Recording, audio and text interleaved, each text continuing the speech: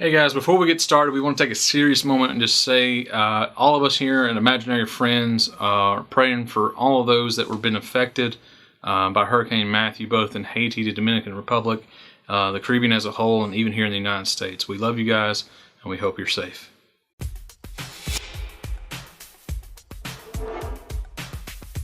All right, another week, another episode. This is for episode 4. We did a short review on episode 3 on our Instagram, so you can go check that out if you would like. But this is episode 4. We start off with seeing that the Mad Hatter is more than just a big smile with a big brain. He's got some strength behind him too, with a pretty severe scene that gets us outside the gate and allows us to see a different aspect of the Mad Hatter. With that being said, I don't want on his bad side. And my favorite, Mr. Enigma, appears in this episode more than any other one so far this season, and really as the season as a whole combined. And to really show that he was reformed during his time at Arkham, he's helping Penguin run a clean race for mayor. You could say he's Penguin's campaign advisor. And I don't know why I liked this one line from Jim Gordon so much, but he made the statement, "I'm whatever pays the bills." I guess because it reminds me of Batman saying in The Dark Knight that he's going to be whatever Gotham needs. He's going to do whatever pays the bills. Another quote from the episode that really stuck out to me is when Alice said, "If he gets in your mind, you're doomed." For one, I couldn't help but hearing this being read in Arnold Schwarzenegger's voice from when he played Mr. Freeze. And boy, did Gordon have to prove her right. I guess you could say that he's a little touched in the head.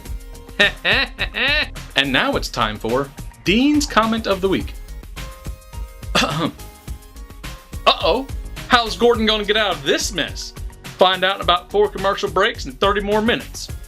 This has been Dean's Comment of the Week. I mentioned a few episodes ago that Bullock's humor is really underrated. His wit is not as valued as it could be in the show, but we also get to see in this one that Alfred also has a nice wit about him that brings some really good sarcasm humor that brings some really sarcastic humor to the show. Barbara making a nod to Wonderland or Underland? Wonderland? Good. Barbara and Jim's chemistry on screen, even better. They are excellent when they're put on screen together. I want more of that. Real Bruce could definitely learn a thing or two from Doppel Bruce, mainly how to incapacitate 2 men with 1 book. This scene, with Barnes being a father figure to Jim, man, I ain't gonna cry. Alice's help to Jim in the interrogation room revealed not only something scary about Jervis, but something quite sinister as well. She said that he had thoughts a brother should never have. Now, I know this show is fake, but they're really playing on some real morality in the situations, and it makes you wonder, it makes you question, and bring these things up within yourself. Where do I stand on this topic? Where do I stand on this thought, this issue? And again, while this show is scripted and it's written and we know it's fake, it really makes you think. And if you want to keep people interested, you make it real to them. And while this part made me uncomfortable, it also made me feel invested into the show even more than I was.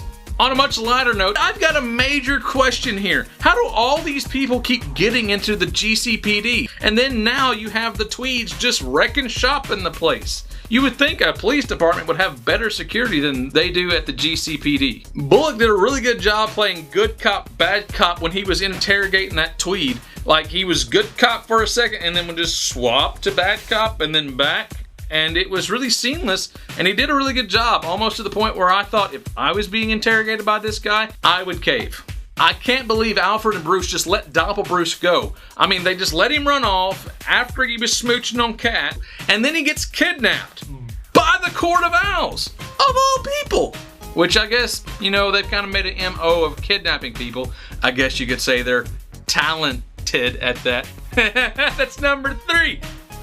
If we thought Tetch was mad before this episode, after what happens to Alice in this episode, he's going to be off his hinges going forth from here. One thing that began to concern me throughout this episode is I began to wonder if Tetch's watch is enchanted or magic by some kind, and I really don't want that to be the case. Gotham is seemingly building everything around being realistic, using science to explain a lot of the things doing with the metahumans, and I know that DC has enchanted stuff in it in its other universes, but it's kept really real here in Gotham, and I just want Tetch to be using the power of the mind to take over people. I don't want him to rely on an enchanted watch that gets into people's thoughts. They just need to leave that part out.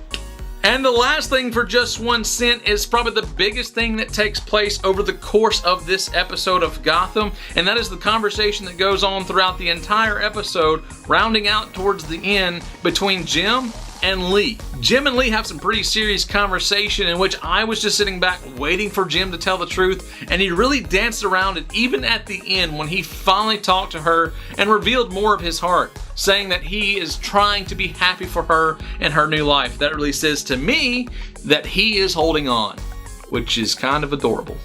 Lee even helps Gordon realize that he has something to live for, but unfortunately that something is someone, and that someone is Lee, and she's engaged to another guy. Poor Jim. Poor Jim. Poor Jim.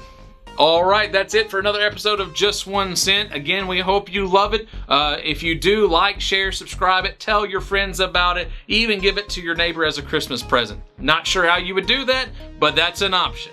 See you next week.